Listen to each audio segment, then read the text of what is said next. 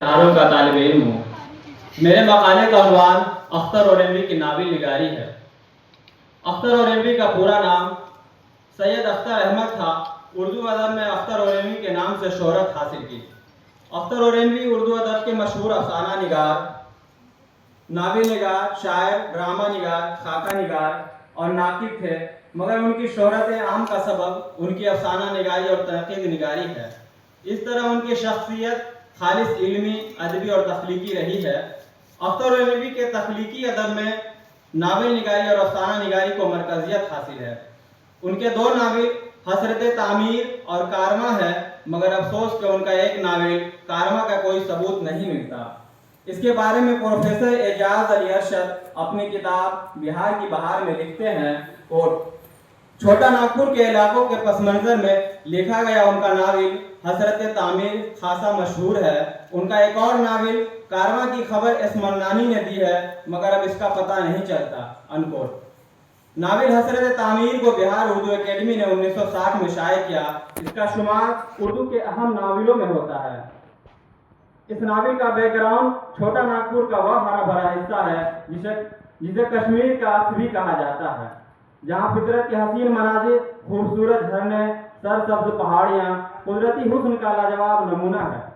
Novel की बड़ी खूबी यह है कि छोटा नागपुर की जोग्राफियाई तस्वीर और कुदरती हुस्न के साथ आदिवासियों की कबायली तहजीब, उनके रहन सहन, उनके गुर्बत, अफलास, पसमानदगी और जिंदगी के मुख्तलिफ पहलुओं को नुमाया करने की कोशिश की गई है। बकौल professor Wahab Ashrafi, quote, novel Hasrat Tamir का अहम तरीन पहलू उसकी टोपोग्राफी है, जो ज़्यादा कैसी तफसीर उर्दू के किसी दूसरे नावल में नहीं मिलती, अनकोट। नावल हसरत तामीर का किस्सा मुख्तसर व सादा है। इस नावल का मरकजी किरदार बॉस महबूब है। उसका माजी कमजोर और निचले मतवस्तित तबके से ताल्लुक रखता है। वह एक कंपाउंडर का बेटा है। उसकी तालीमी लियाकत कोई खास तो नहीं है, लेकिन वह होशमंद और इरादे का पक्का इंसान है। बॉस महबूब इब्तदा में एक नाकारा और बेरोजगार इंसान था, मगर उसकी शादी एक जमींदार घराने में हुई थी और वो ससुराल के टुकड़े पर अपनी जिंदगी बसर कर रहा था, मगर बाद में चलकर अपनी बीवी के जेवरों की मदद से बिजनेस करता है और खूब तरक्की करता है और बुलंदी हासिल करता है। नई नई दौलत बॉस महबूब को शराब और सिंफ नाजुक के जुल्फ का असीर बना दिया। यहाँ तक कि बॉस महबूब अब दूसरी शादी करने की ख्वाहिश भी जाहिर करने लगा था। ये सुनकर उसकी बेगम फट पड़ी।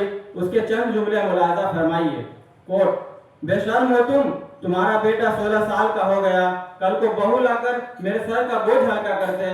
दौलत का नशा है, मेरी बदौलत ये सब कुछ हुआ है। तुमको अक्ल कहाँ थी? अपना जेवर बेचकर तुमको पांव पर खड़ा किया, अनकोट।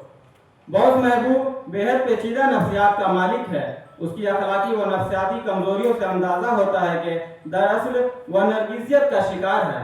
उसका नाम बॉस महबूब है और उसके अंदर महबूब बनने की बेपनाह ख्वाहिश है। वह ड्रामाई तमसील का भी बड़ा माहिर है।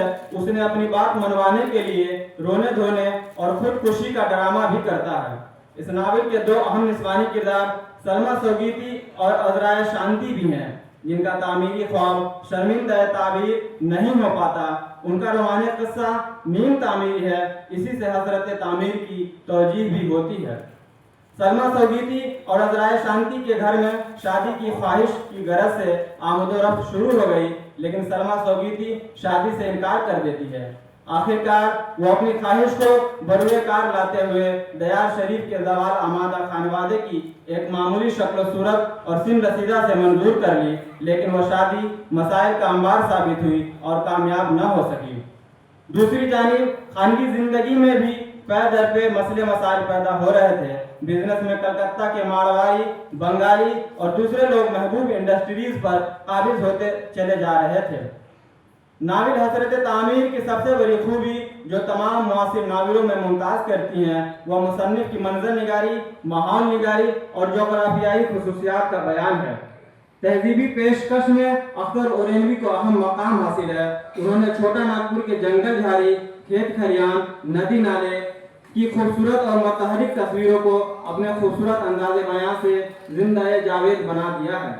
इसके साथ ही उन्होंने वहाँ के तहजीबी कबाइल, ان کی پسماندگی، ان کی جہالت، غربت، بھوک پیاس، رسم و رواج اور رہن سہن کو حصہ بنایا ہے۔